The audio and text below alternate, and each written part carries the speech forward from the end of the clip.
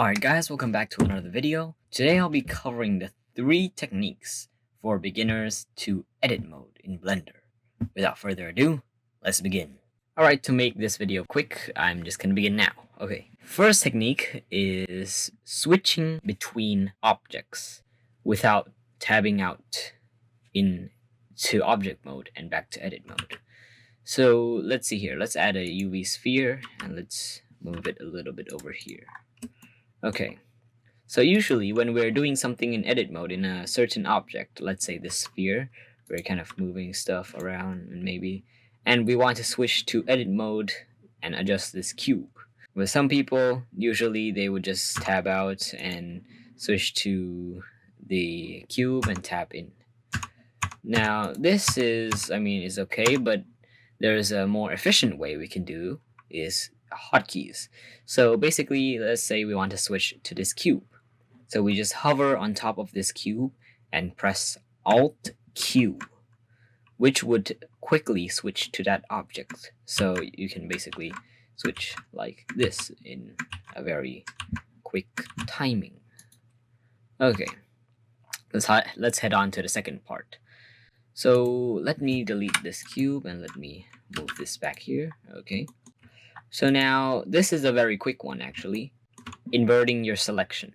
So let's go into edit mode, and basically let's say when you select something and you want to select the opposite of your selection. So let's say we have this top vertices selected and we want to select everything else except for this vertices. You can press Control I to invert, or you can go up to this select section and then click on invert.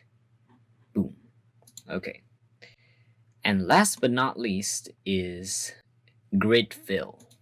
So let's say I have this part deleted. So now it's all hollow. Now usually when we fill, we select it in a loop like this and then we press F to fill it.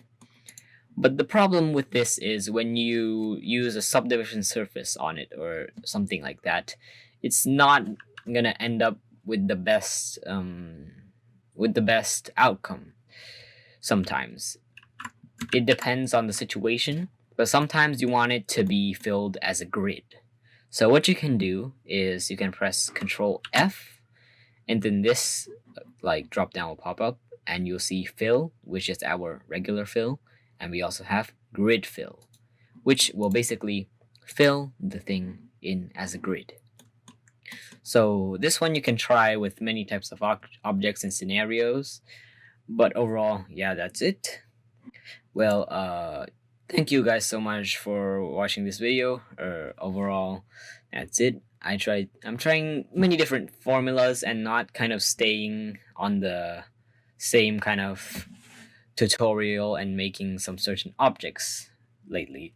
So yeah, and overall, yeah, that's it.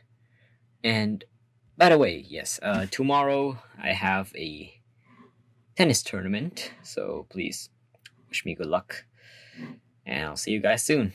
Bye bye.